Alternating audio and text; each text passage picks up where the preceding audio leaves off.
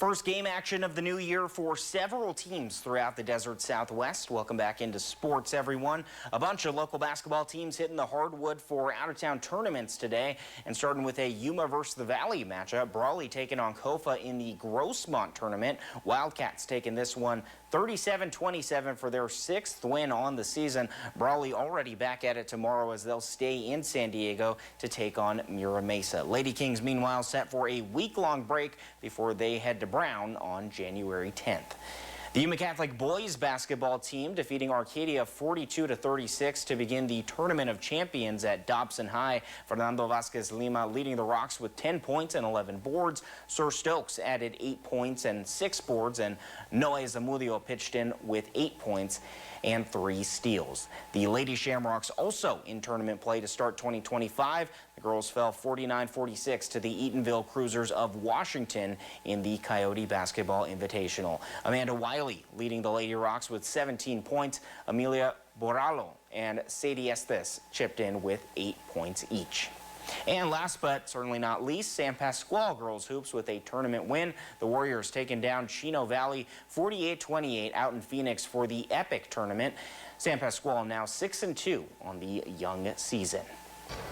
Moving on, last night, Arizona State football's incredible season came to an end after a double overtime loss in the Peach Bowl to Texas. ASU running back Cam Scadaboo putting up 242 yards from scrimmage with 2 rushing touchdowns and a 42-yard passing touchdown. For his heroic performance, Scadaboo became the first player on the losing team to win the Peach Bowl Offensive MVP award. The senior, who was playing in his final game for the Sun Devils, quite literally leaving it all out on the field. I mean, I threw up. I drank too much water too fast, and I was kind of feeling sloshy, and then felt better after. So, puke and rally. You know, I felt a lot better after throwing up. You know, and that's when it all started. You know, I had a rough first half. I wasn't feeling too good. In that second half, it was a different ball game. So. And along with Scadaboo, no Sun Devil has been more integral to this program's surge than quarterback Sam Levitt. In his first season with ASU, Levitt threw for 24 touchdowns and was named the Big 12 Newcomer of the Year on his way to leading the Sun Devils to a conference title and the playoffs. After ASU fell short on Wednesday, the redshirt freshman was emotional when reflecting on the season. You know, it's so special, and this group of guys is so special, especially, the 2 sitting next to me, you know.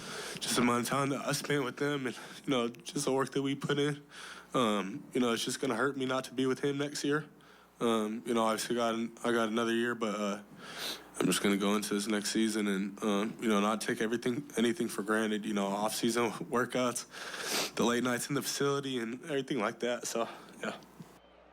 Levitt is set to lead a Sun Devil squad that returns a majority of its contributors next season and is set to bring in numerous additions via the transfer portal.